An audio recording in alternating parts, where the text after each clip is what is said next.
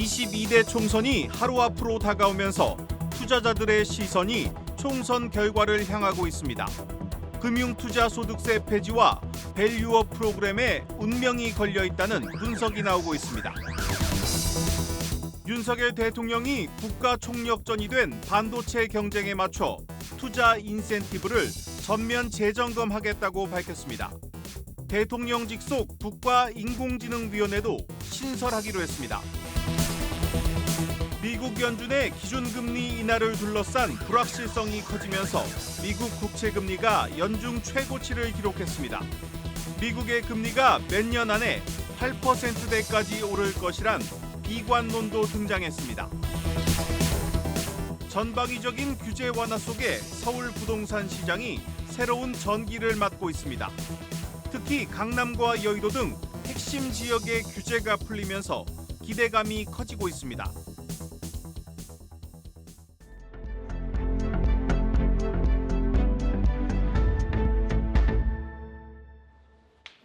뉴스플러스 시작합니다. 제22대 총선이 하루 앞으로 다가왔습니다. 특히 이번 총선은 그 어느 때보다 주식시장과 투자자들에게 미칠 영향이 상당할 것으로 전망됩니다. 당장 정부가 밀고 있는 금융투자소득세 폐지와 기업 밸류업 프로그램의 운명이 이번 총선 결과에 달렸습니다. 첫 소식 신재근 기자입니다. 국민의힘은 금융투자소득세 폐지와 ISA 세제 지원 강화를 총선 공약으로 내걸었습니다. 앞서 정부는 내년부터 5천만 원 이상 금융투자소득을 올린 투자자에게 20%의 세금이 부과될 금투세를 폐지하고 ISA 비과세 한도를 200만 원에서 500만 원으로 올리겠다고 밝혔는데 여당은 과반 의석 확보를 통해 입법에 나서겠다는 계획입니다. 반면 민주당은 세수 차질과 부자 감세 등을 이유로 금투세 폐지를 반대하고 있고 ISA 비과세 한도의 경우 아예 제한을 두지 말자는 입장입니다. 자본시장을 둘러싸고 여야 입장차가 가장 큰 지점인데 선거 결과에 따라 180도 다른 정책이 시행될 것으로 점쳐지고 있습니다. 개인적으로 없애는 게 좋다고 생각하고 있습니다. 세금을 납부하는 게 자산 증식의 목적에 반대되는 부분이니까. 그 기준을 더 논의를 해야겠지만 수익률에 비례해서 과세를 해야 되지 않을까? 기업 밸류업 프로그램의 실효성을 높일 수 있는 법안으로 평가받는 상법 개정안도 여야 이견이 큰 상황입니다. 밸류업 프로그램이 성공적으로 안착하려면 이사의 주주 충실 의무를 법제화해야 한다는 주장이 금융투자업계 안팎에서 나오고 있습니다. 현행 상법은 이사가 회사를 위해 그 직무를 충실하게 수행할 의무가 있다고 명시돼 있는데 이사들이 대주주의 이익만을 위한 의사결정을 한다는 지적이 제기돼 왔기 때문입니다. 야당은 총선 공약에 주주 비례적 이익을 이사 충실 의무 조항에 포함한 반면 여당은 이사들이 소송에 휘말릴 것을 우려해 상법 개정을 반대하고 있습니다. 공약에는 들어가 있지 않지만 주식 양도소득세 대주주 기준을 높이는 것에 대해서도 여야 입장 차이가 상당합니다. 다만 불법 공매도 처벌 강화와 적발 시스템 구축에 대해선 여야가 대체로 비슷한 입장이라 22대 국회 출범 이후 시행 가능성이 높아지고 있습니다. 밸류업 분위기 확산과 반도체 업황 개선으로 올해 상승세로 출발한 증시. 총선 결과에 따라 자본시장의 흐름에도 적지 않은 변화가 점쳐지고 있습니다. 한국경제TV 신재근입니다. 오는 7월부터 우리 외환시장이 본격적으로 개방됩니다. 원화가 국제 무대에 오르는 셈인데 27년 만에 문을 여는 것인 만큼 기대도 크지만 걱정이 앞서고 있습니다. 전범진 기자입니다. 외환시장이 오는 7월 1997년 변동환율제 시행 이후 27년 만에 확대 개편을 앞두고 있습니다. 그동안 국내 외환 거래는 오전 9시부터 오후 3시까지만 가능했고 해외 금융사들은 국내 중개사를 경유하지 않으면 참여가 불가능했습니다. 환시장의 안정성을 추구하기 위한 조치지만 30년 사이 무역 규모가 4배 확대되고 자본시장도 선진화된 점을 고려하면 외환시장만 지나치게 후진적이라는 비판도 적지 않았습니다. 이에 정부는 오는 7월부터 거래 시간을 9시부터 다음 날 새벽 2시까지로 늘리고 당국의 승인을 받은 해외 소재 외국 금융기관의 시장 참여도 허락하기로 했습니다. 정부는 이번 개방 조치를 통해 외국인의 원화 투자가 수월해져 증시와 채권 시장으로 자금이 유입되고 금융사들의 해외 영업망이 개선될 것으로 기대하고 있습니다. 당국의 감시가 불가능한 역외 선물한 시장이 원화 현물한 시장보다 커지는 기형적인 현상도 이번 기회에 바로잡을 것으로 보고 있습니다. 장기적으로는 이번 조치가 한국이 글로벌 주식형 펀드의 90%가 추종하는 MSCI 선진국 지수에 편입되는 초석이 될 것이라는 기대도 나옵니다. 현재 신흥국 지수에 편입돼 있는 한국이 선진국 지수로 이동할 경우 금융권에서는 향후 최대 60조 원의 추가 자금이 국내 증시로 유입될 것이라고 전망합니다. 다만 일각에서는 해외 투기성 자본이 시장을 왜곡시키고 거래량이 적은 야간 시간대에는 환율 변동성이 커질 수 있다는 우려도 나옵니다. 이에 전문가들은 외환 보유고가 풍부한 상황에서 경제에 영향을 미칠 정도의 환율 왜곡은 일어날 수 없다는 반론을 제기합니다. 우리가 지금 이제 외환 부족 국가를 이미 10년 전에 탈피를 했고 해외 투자를 비롯해서 많이 하고 있는 상황이고 이럴 때는 환율이 등락을 해줘야지만 경제 안정화 기능을 하는 가격 변수로서 작용을 해야 되거든요. 27년 만에 빗장을 여는 외환시장. 당국과 금융권 양측의 철저한 대비로 시장 선진화라는 과실은 취하고 역효과는 방지할 준비가 필요한 시점입니다. 한국경제TV 전범진입니다.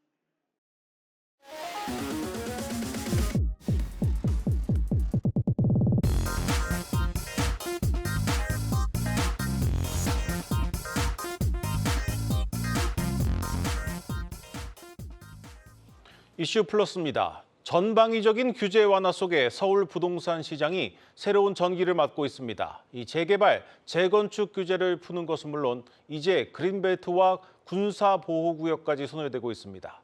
이 부동산 침체기라서 이 화끈한 시장 반응은 없지만 낡은 규제들을 빠르게 고쳐나가면서 기대감은 커지고 있습니다. 먼저 서울에서 가장 소외된 지역 가운데 하나인 강북권으로 가보겠습니다. 신동호 기자가 다녀왔습니다.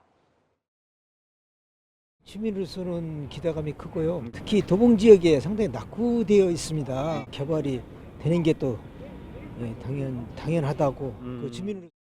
강남보다 강북을 맞아요. 많이 이렇게 저기 그렇게 해주시니까 한다고 너무 그랬어. 좋죠. 공기가 나쁘다고 저 창동이 제일 나쁘다 그랬는데 이렇게 좀 공기 좀 좋게 무슨 그렇게 됐으면 좋겠어요.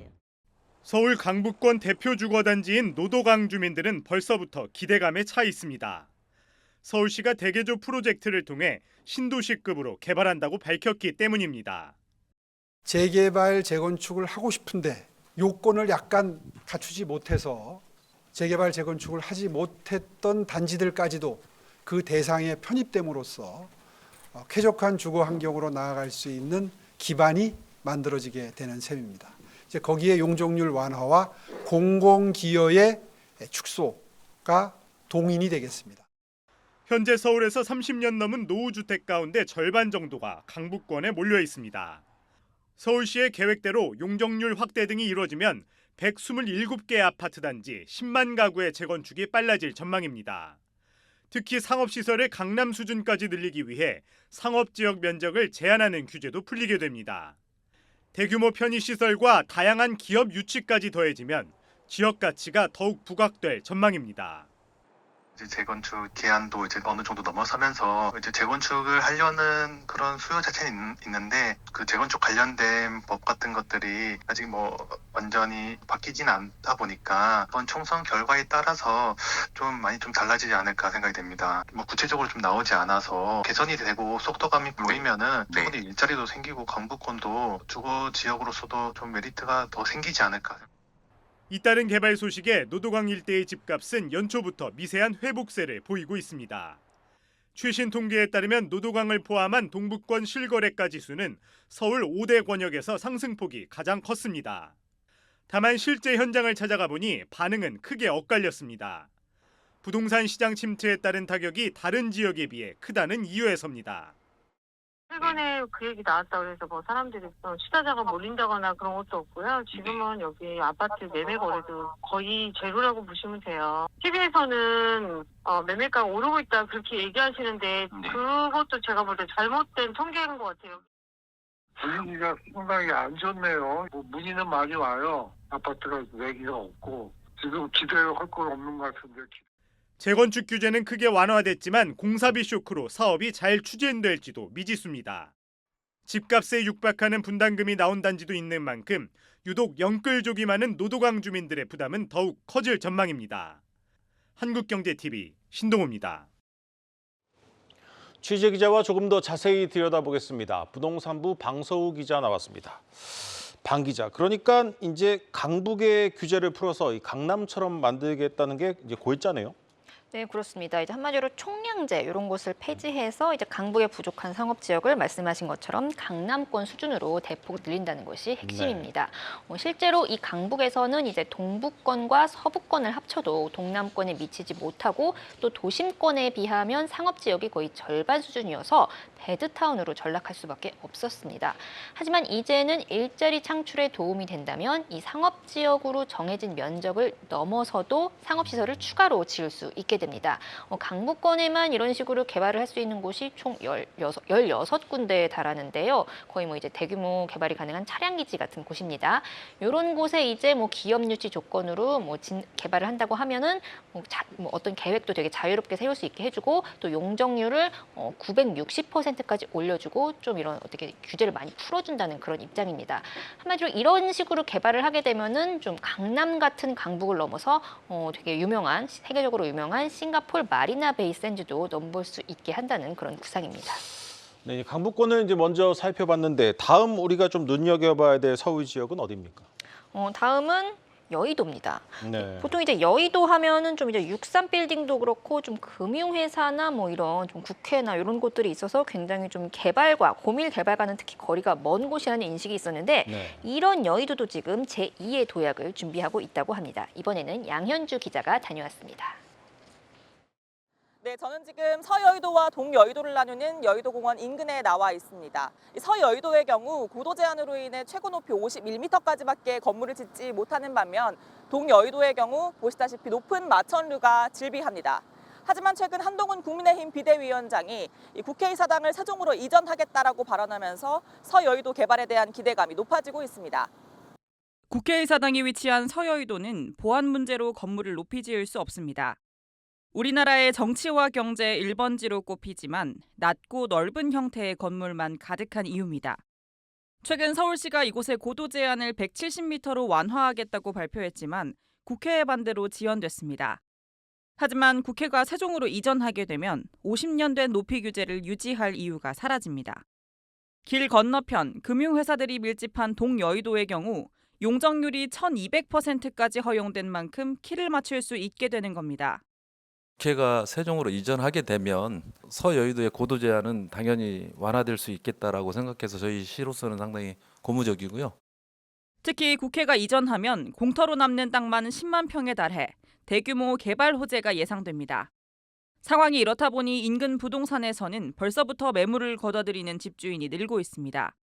실제로 국회의사당 세종 이전 이슈가 부각된 지난달 27일과 비교하면 전체 매물이 22%나 줄었습니다. 다만 주민들 사이에선 구체적인 계획도 없이 국회 이전 문제가 거론된 점에 불만을 표하기도 합니다. 모르겠다, 이때 옮기겠다 이런 식으로 되면 안 되는 것 같고 옮기는 만큼 옮기면서 여의도에 어떤 디스어드밴티지가 있으면 그걸 보완해줘서 이 주민들이 충분히 납득할 수 있는 뭔가 보완 요소가 있어야 되는 것 같고요. 일각에선 정부 청사가 세종으로 이전했던 과천의 전철을 밟을 것이란 우려도 나옵니다. 실제 주요 부처가 세종으로 이전한 이후 과천 일대 상권 매출은 반토막이 날 정도로 타격이 컸습니다. 국회 기능으로 인해서 많은 사람들이 여의도로 집중하는 현상들이 나타나게 되는데 국회가 세종으로 이전하게 되면 상권 축소로 인한 지역의 위축 현상들은 나타날 것으로 보여지고 국회 세종 이전은 논의조차 시작되지 않았지만 득과 실을 놓고 셈법만 복잡해지고 있습니다. 한국경제TV 양현주입니다. 네, 총선 공약 그대로 이 국회가 이전할 것이라고 좀 믿기는 어렵지만 일단 이 국회가 그동안 이 서여의도의 발전에 이 발목을 잡아온 건 사실 아닙니까? 네, 그렇습니다. 그래서 이제 초고층 건물을 지을 수 있도록 이제 이 고도 제한을 풀어야 하는데 그래서 이제 국회 세종 이전과 정말 박자가 맞아야 합니다. 이제 현재 이제 여의도 국회의사당의 세종시 완전 이전을 명문화하는 그런 법안들이 발의된 상태인데요. 국회 전체를 이전하려면 이런 법안들이 통과돼야 하는데 아무래도 이제 여야 합의 여부에 따라서 시간이 오래 걸릴 수도 있다는 지적이 나옵니다. 네. 또 일각에서는 헌법 개정이 필요하다는 지적도 나옵니다. 지난 2004년 헌법재판소는 특별법으로 추진되던 수도 이전을 위헌이라고 결정했고 대통령과 국회 소재지가 서울에 있다는 점을 들면서 위헌이라고 결정을 한 바가 있습니다. 네, 이번에는 강남 얘기로 좀 가보겠습니다. 강남에서는 이 그린벨트가 풀린다는 소식도 들리는데 그동안 얘기는 참 많았는데 아직 확정이 된 건 아니죠? 예, 그렇습니다. 또 아무래도 강남 같은 경우는 아무래도 좀 이렇게 더 이상 개발할 곳이 좀 없다 이런 인식이 강했었는데 정말 이런 큰 정말 규제의 끝판왕이라고도 불리는 이런 뭐 그린벨트나 이런 군사보호구역 해제 소식에 좀 많이 요즘 반응을 보이고 있다고 하는데요. 이 소식은 성낙윤 기자가 살펴보고 왔습니다. 저는 지금 서울공항 인근에 나와 있습니다. 정부는 최근 여의도 면적의 117배에 달하는 군사시설 보호구역을 해제한다고 밝혔는데요. 그동안 잠을 자고 있던 강남, 서초, 송파 일부 지역도 개발이 가능해질 전망입니다. 실제 분위기는 어떨지 직접 알아보겠습니다. 서울 강남의 세곡, 내곡, 수서동 일대입니다. 개발을 할 수 없는 곳이라는 표지판이 길 한복판에 서 있습니다. 뒤편으로는 논밭과 비닐하우스만 즐비합니다. 행정구역상 강남구와 서초구 등에 속하지만 시골 풍경과 다를 게 없습니다. 하지만 최근 정부의 군사구역 해제 선언에 더해 서울시 또한 그린벨트 해제를 검토하기 시작하면서 인근 부동산 시장의 기대감이 높아지고 있습니다. 강남권의 마지막 금싸라기 땅으로 눈길이 쏠리고 있는 겁니다. 인근의 그린벨트 지역인 수서 차량기지는 이미 복합개발 사업의 대상지로 선정됐습니다. 광역교통이 집결되는 핵심 입지인 만큼 개발 잠재력이 충분하다는 이유에서입니다. 서울 강남의 마지막 노른자 땅이 기나긴 동면에서 깨어나고 있는 겁니다. 노른자는 더 전망이 있죠. 다른 데는 현 상태에서 그냥 이렇게 가격이 올라갔다 내려갔다 하지만 수소는 주위에 이렇게 뭐가 들어오고 뭐 개발이 좀 되니까. 개발 소식이 전해지자 지역 주민들의 기대감도 높아졌습니다. 집을 갖고 계신 분들한테는 자산 가치가 올라가니까 지역 주민 입장에서는 정부 기관을 믿고. 다만 난개발과 환경 파괴, 부동산 투기에 대한 우려도 적지 않습니다. 설령 이제 대도시 중심이나 수도권의 그린벨트를 해제한다면 이 계획적 체계적으로 이 관리해오던 것을 무분별하게 해제하면 안 되고요. 토지거래 허가구역이나 이 토지 거래에 대한 제한을 하면서 이 규제를 완화한다면 충분한 조사와 연구, 토지 거래에 대한 적절한 제한이 병행돼야 한다는 겁니다. 군사구역과 그린벨트라는 빗장이 모두 풀리면 대규모 주택단지뿐만이 아닌 새로운 산업 거점으로 재탄생할 수 있다는 목소리가 나옵니다. 한국경제TV 성낙윤입니다. 그런데 앞서서 얘기한 이 많은 규제 완화들 모두 이 정부 마음대로 다 바꿀 수 있는 건 아니지 않습니까? 네, 이제 특히나 이제 뭐 그린벨트, 뭐 군사보호구역 이런 해제 이런 것들뿐만 아니라 굉장히 세부적인 사안들도 뭐 이제 법 개정이라든가 또 이제 중앙 정부와의 협의가 필요한 그런 사안들이 적지가 않습니다. 특히 이제 그린벨트의 경우 정부가 그동안 불허하던 환경 영향평가 1, 2등급지도 국가 또는 지역 전략 사업을 추진하는 경우 풀 수 있도록 해줬는데요. 환경평가 1급지라고 하면 그야말로 거의 산입니다. 이런 산까지 깎아서 개발할 수 있도록 규제를 풀어준 건데 그래서 비수도권으로 정부가 제안을 했던 겁니다. 뭐 한마디로 좀 강남에 이런 반도체 공장을 짓지 않는 한 정부와의 협의가 좀 제대로 이루어질지는 장담할 수가 없고요. 이 밖에 또 이런 강북을 비롯한 노후 아파트의 경우 재건축 규제 완화에 대한 어떤 기대가 컸지만 앞서 리포트에서도 확인했다시피 좀 실제 거래는 좀 이렇게 뜸한 상태입니다. 이 역시도 이제 법 개정이 필요한 상황이기 때문에 그렇습니다. 결국 모든 청사진들은 총선 이후에 제대로 실현될지 이런 게 판가름이 날 전망입니다. 게다가 이런 개발 호재들을 누릴 수요가 받쳐주지 않는 한 말 그대로 정말 청사진만 그리다 끝나버릴 수 있다는 우려도 나옵니다. 급등한 공사비와 PF 시장 위기 해소는 물론 수요자 투자 심리 개선까지 수반돼야 한다는 지적입니다. 네, 잘 들었습니다. 이슈 플러스 부동산부 방서후 기자였습니다.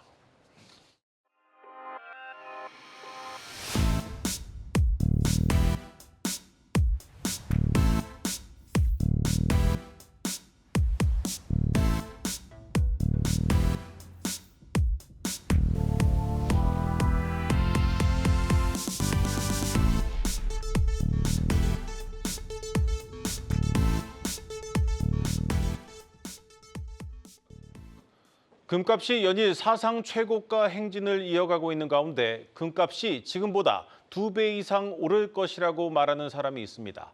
바로 베스트셀러 화폐 전쟁의 저자 제임스 리카즈입니다. 한국경제TV와의 인터뷰에서 반드시 금에 투자해야 한다고 말했습니다. 뉴욕에서 김종학 특파원입니다.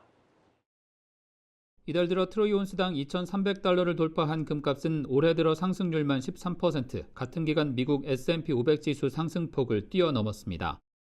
이스라엘 하마스 간 전쟁으로 인한 지정학 갈등, 공급망 불안이 금값을 밀어올리는 주요 원인입니다. 제임스 리카즈는 그중에서도 우크라이나 전쟁에 대한 제재로 러시아 자산을 몰수하려는 서방의 행태가 각국의 금 매수를 일으켰다고 진단합니다. Some of them want to steal only the interest, some of them want to steal the principal, which, as they say, is $300 billion. It's not clear which plan is going to come through. It's on a fast track. They probably want to do it by June or July. 미국이 떠안고 있는 약 34조 달러의 천문학적인 정부 부채가 궁극적으로 달러화 가치를 끌어내리고 금값의 추가 상승을 이끌 수 있다는 지적도 이어졌습니다. We're past the critical threshold. So the U.S. debt to GDP ratio is over 130%, which puts the United States in the same category as Lebanon, Greece, and other, Italy and other notorious debtor nations. The U.S. will not have default or restructuring because we can print the money, but we're very likely to end up in a highly inflationary episode. 재정을 쏟아붓고 있는 미국이 지난 35년간 일본이 걸어왔던 저성장에 빠질 수 있다고 본 리카즈는 이러한 거시적인 변화를 반영해 투자 자산 가운데 금을 반드시 포함해야 한다고 조언합니다. If gold allocations for institutions went from 1% to 5%, the price of gold would go to $5,000 an ounce before you knew it. So I do, from a macro level, recommend that gold be 10% of a healthy portfolio. 뉴욕에서 한국경제TV 김종학입니다. 올해는 전 세계 76개국에서 42억 명이 투표를 하는 슈퍼 선거의 해입니다.